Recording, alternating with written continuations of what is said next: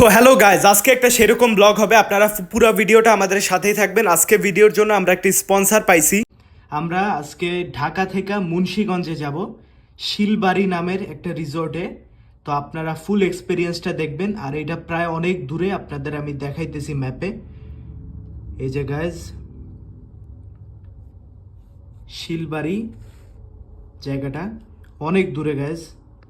Guys এখন রাত, তো দেখাইতেছে 44 মিনিট, কিন্তু প্রায় 1.5 ঘন্টার মতন লাগবে দিনে। তো আমরা সকালে উঠাই রওনা দিব। আপনারা সাবস্ক্রাইব করবেন এবং লাইক শেয়ার করবেন। খুব তাড়াতাড়ি পৌঁছায় যাব রিসোর্টে। গাইজ দেখতেছেন একদমই গ্রাম, খুবই সুন্দর গ্রামের মধ্যে আর কি, গ্রাম দিয়ে আমরা যাইতেছি। গাইজ দেখতেছেন গ্রামে পৌঁছাইছি। এখন এই যে নদী, পুকুর, হাঁস ঘোরাঘুরি করতেছে, সুন্দর একটা দৃশ্য। ওই যে হাঁসগুলি। গাইজ এই যে মুরগির বাচ্চারাও ঘোরাঘুরি করতেছে। সো গাইজ আমরা এখন আছি কেরানীগঞ্জ আর মুন্সিগঞ্জের মাঝামাঝি একটা জায়গায়। এখানে পুরাই গ্রাম দেখতেছেন। তো গাইজ আজকে অনেক কুয়াশা, দূর দূরান্ত দেখা যাইতেছে না কুয়াশায়। তারপরে দেখতেছেন এখানে চাষ হবে, আর পিছে পুকুরের মতো, নদীর মতো করা, আর বেশ সুন্দর ঠান্ডা বাতাস হইতেছে, অনেক কুয়াশা। তো চলেন এখন রিসোর্টে যাই। গাইজ গেট দিয়ে ঢুকতেছি।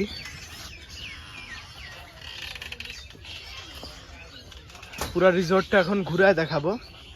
তো ঢুকার সাথে সাথে এখানে দুইটা পন্ডের মতন, এটা মাছ নাই কিন্তু থাকে অন্য সিজনে। এদিকে সুন্দর ডেকোরেশন করা, পাথর দিয়ে দেওয়া ঘাসের মধ্যে। এদিকে নামাজের ব্যবস্থা আছে। এবার আমরা ডান দিকে চলে যাব। তারপরে এখানে সোফা, বসার মতন কিছু জায়গা করছে সুন্দর করে, পিওর বাঁশ দিয়ে করা। এখানে মাটির বানানো, এগুলি মাটির তৈরি। তারপরে গাইজ আরো একটু সামনে গেলে এদিকে এই যে দেখতেছেন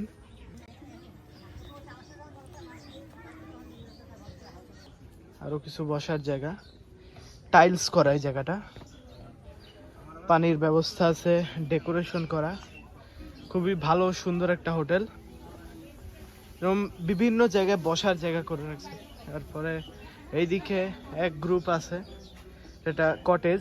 সো গাইজ পার্ট 2 এর জন্য অবশ্যই অপেক্ষা করবেন, সেরকম খাবার আর ভিউ থাকবে।